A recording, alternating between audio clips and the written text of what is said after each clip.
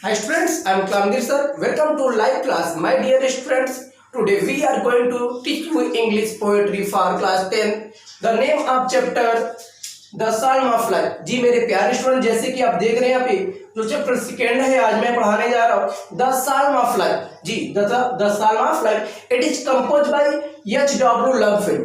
H.W. Henry Wordsworth Longfellow के द्वारा इसे कंपोज किया गया है। The name of chapter the psalm of life, the theme of this chapter जीवन की धर्मगीत। जीवन की धर्मगीत कर सकते हैं या विजय की गीत को बोला जा सकता है कि यार द साल्म ऑफ लाइफ का सेंस क्या बताने का प्रयास किया मेरे स्टूडेंट्स, जिससे कि आप समझ सकते हैं यहाँ पे कि the psalm of life, the psalm of life जीवन की धर्मगीत। धर्मगीत का कॉन्सेप्ट क्या रखा गया है कि कहीं ना कहीं आपसे एक उम्मीद की गई है, आपकी जिंदगी का कोई मतलब है। ऐसे नहीं कि आपने जन्म लिए और जन्म लेने के बाद अपने अच्छी तरीके से लग्जरी तरीके से अपने जीवन को व्यतीत किए और व्यतीत करने के बाद आपकी मृत्यु जाए, तो इसका कोई मतलब नहीं है। जीवन के धर्मगीत का कंसेप्ट यह रखने का प्रयास किया है कि अगर जिंदगी में आपको जीना है तो सुख और दुख का दोनों का सामना करना पड़ेगा। विदाउट और sorrow and pleasure there is no life. आप समझ सकते हैं यहाँ पे कि अगर जिंदगी में सुख और दुख की सामना नहीं कर सकते हैं तो आपके लिए जीवन बेकार है, आप जीवन नहीं जी सकते, क्योंकि इस जिंदगी में जीने के लिए आपको एक वीर योद्धा बनना पड़ेगा। क्या बनना पड़ेगा मेरे प्यारे स्टूडेंट? एक वीर योद्धा बनना पड़ेगा, बल्कि आपको एक मवेशी के द्वारा एक और शिक्षित व्यक्ति के द्वारा आप नहीं जीवित रह सकते। यहाँ पे रहने के लिए आपको एक संघर्ष करना पड़ेगा और लगातार मेहनत करना पड़ेगा, और उस समय तक मेहनत करना है कि जब तक आप अपने लक्ष्य तक प्राप्त न हो जाए। उसी का कॉन्सेप्ट बताने का प्रयास किया गया the psalm of life, the psalm of life जीवन की धर्मगीत। आइए मेरे प्यारे स्टूडेंट, इसके फर्स्ट स्टेंजा में क्या कह रहा है ध्यान दें मेरे प्यारे स्टूडेंट। लाइफ इज रियल, क्या बताने का प्रयास किया गया? Life is real, life is earnest and the grave is not its goal. तो these lines the poet tells us about the good quality of life and how we can spend our life in the modern time, कि किस प्रकार हम अपने इस जीवन में किस प्रकार के जीवन को व्यतीत कर सकते हैं। केवल हमें जीने के लिए नहीं, बल्कि हमसे कुछ उम्मीद रखी गई है, हमारी कुछ विश्वास है। उस विश्वास को, लोगों को विश्वास को, अपने घर के विश्वास को, इस देश के लिए कुछ करना है। अगर जन्म लिया है तो आपको कुछ करके जाना है। ऐसे नहीं कि आपने लग्जरी तरीके से अपने जीवन को व्यतीत किया और फिर आपकी मृत्यु हो जाए मेरे प्यारे स्टूडेंट। इस तरीके से इसका कोई कॉन्सेप्ट नहीं रखा गया। तो क्या बताने का प्रयास किया गया? जैसे कि life is real, life is real, life is earnest. देखिए जानते लाइफ मीन्स जीवन, इज मीन्स है, और रियल मीन्स क्या? वास्तविक। आप क्या कर सकते हैं? जीवन वास्तविक है। फिर कह रहा है लाइफ इज अर्नेस्ट, क्या है? जीवन दृढ़ प्रतीक है। दृढ़ प्रतीक का कंसेप्ट क्या है? The life is mix with serow and pleasure. जिस जिंदगी में सुख और दुख का सामना करने के लिए अगर आपके अंदर हिम्मत है तो आप जीवन को बिल्कुल पूर्ण बना सकते हैं, अपने जीवन को अच्छा बना सकते हैं। अगर आपके अंदर क्या सुख और दुख को दोनों को झेलने की, दोनों को सामना करने की अगर शक्ति नहीं है तो आप अपने जीवन में कभी सुकून नहीं प्राप्त कर सकते, अपने जीवन में कभी खुशी प्राप्त नहीं कर सकते। तो क्या कहा जा रहा है? देखिए लाइफ इज रियल, जीवन क्या है? वास्तविक है। लाइफ इज अर्नेस्ट, जीवन दृढ़ प्रतीक है, और दृढ़ प्रतीक का मतलब बता दिया पे सैरो एंड प्लेजर। ओके, फिर कहा जा रहा है and the grave, and is earth, the grave is a कब्र, is not its, is not माने नहीं होता है, इट्स माने इसका, गोल माने उद्देश्य या मतलब। कहने का प्रयास किया गया पे कि and the grave is not its goal. Goal concept GOAL, क्या कहा जा रहा है पे? GOAL क्या हो गया? उद्देश्य। अगर यही कंसेप्ट में आपको कर दिया जाए GAOL, तो इसका कंसेप्ट क्या होता है मेरे प्यारे स्टूडेंट? जेल।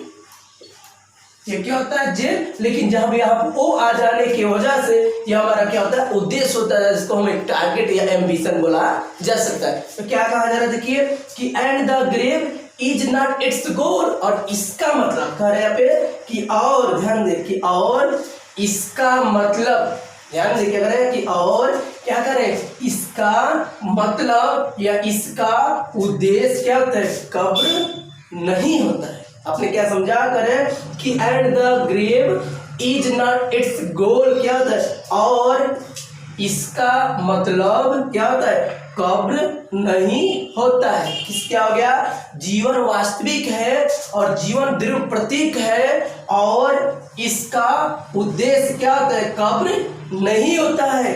आगे क्या बताने का प्रयास किया, 10 दाऊ 8, कभी क्या कहने का प्रयास किया कि हे मनुष्य तू केवल धूल है। क्या समझ सकते मेरे प्यारे student, we our body is mix with dust. Okay, जो हमारे शरीर का जो निर्माण किया गया वो मिट्टियों से किया, कण से किया गया। तो इसका मतलब ये कह रहा है कि 10 दाऊ 8 तू केवल धूल है, और कहा जा रहा है कि to dust returnest, to dust return, धूल में समा जाओगे अर्थात मिट्टी में मिल जाओगे। धूल में समा जाओगे मैंने मिट्टी में मिल जाओगे, मीन्स ऐसा नहीं कि अपने जन्म का आपका जन्म हुआ और अपने जीवन को व्यतीत कर दे, तो उसका कंसेप्ट नहीं है। करे कि यह याद रखो मनुष्य कि तू केवल धूल है। क्या कहा जाए मेरे प्यारे स्टूडेंट, 10 दाऊ 8, डस्ट में से धूल, दाऊ में से तुम, करे 8 में मिस हो, इस कर सकते तुम केवल धूल हो। कि 10 दाऊ 8 मतलब क्या है कि तुम केवल धूल हो। और आगे देखिए प्यारे स्टूडेंट क्या कर रहा है कि to dust रिटर्नेट।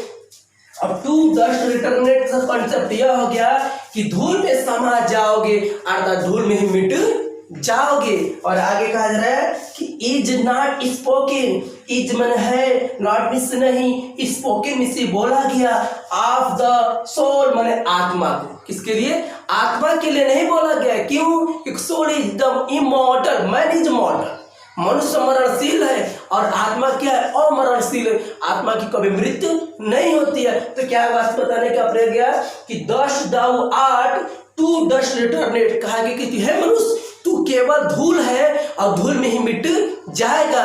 Is not spoken of the soul, और यह बातें किसके लिए, उस आत्मा के लिए नहीं बोली गई है बल्कि उस मनुष्य के लिए बोली गई है जो मनुष्य अपने जीवन को विलासिता पूर्वक व्यतीत करने का प्रयास करता है, अपने जीवन में थोड़ा भी किसी प्रकार की सोचने का प्रयास नहीं करता है। उसके लिए बोला गया कि है मनुष्य तू केवल धूल है और धूल में ही मिट जाएगा।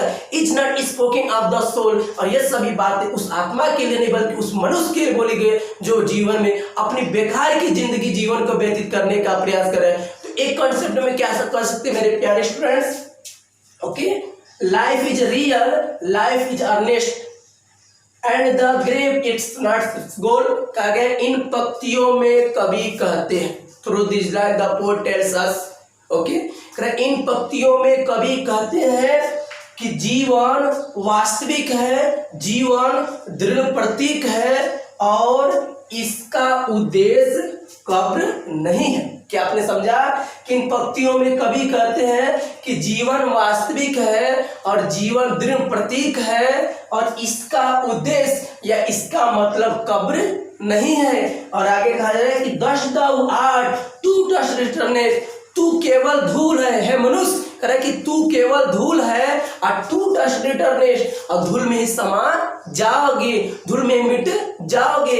Is not spoken of the soul, और यह बातें आत्मा के लिए नहीं बोली गई बल्कि उस व्यक्ति के लिए बोली गई जो अपने जीवन को अच्छी तरीके से व्यतीत करता है, जिसके जिंदगी में there is no any ambition of his life, उसकी जिंदगी में किसी प्रकार का कोई उद्देश्य नहीं होता, कोई मतलब नहीं, तो उसको बताने का प्रयास किया कि हे मनुष्य तू केवल धूल है और धूल में ही मिट जाएगा। तो एक लाइन में लिखिए, इसको कैसे लिखेंगे देखिए प्यारे स्टूडेंट, इन पंक्तियों में कवि कहते, इन पंक्तियों में कवि कहते जीवन वास्तविक है, जीवन दृढ़ प्रतीक है और इसका उद्देश्य या इसका मतलब में मर जाना, कब्र का मतलब है कि कब्र में जाने का मतलब यह है कि मर जाना ही इसका उद्देश्य नहीं है कि आपने जिंदगी में जन्म लिए हैं तो आपसे कुछ उम्मीद है, आपसे कुछ विश्वास है, उस विश्वास के लिए कहा गया पे कि और इसका उद्देश्य मृत्यु नहीं है या इसका उद्देश्य कब्र नहीं है। कहे कि 10 दाऊ 8 टू डस्ट रिटर्नेट, है मनुष्य तू केवल धूल है और धूल में मिट जाएगा। और ये बातें किसके लिए, आत्मा के लिए नहीं बोली गई है। जी मेरे प्यारे स्टूडेंट, मुझे विश्वास है कि पहला स्टेंजा आपको बहुत अच्छी तरीके से समझ में आया होगा। अगर इसको और बेहतर तैयार करना है तो आपको सबसे पहले जैसे मैंने राइट किया उसी प्रकार आपको भी नोटबुक पे राइट करने के बाद उसके बाद कंसेप्ट आप मेरे वीडियो देखेंगे तो निश्चित तरीके से आपको समझ में आएगा। अगर ये वीडियो आपको अच्छा लगे तो लाइक कीजिए, सब्सक्राइब कीजिए। आपके कलामदीप सर, थैंक्स।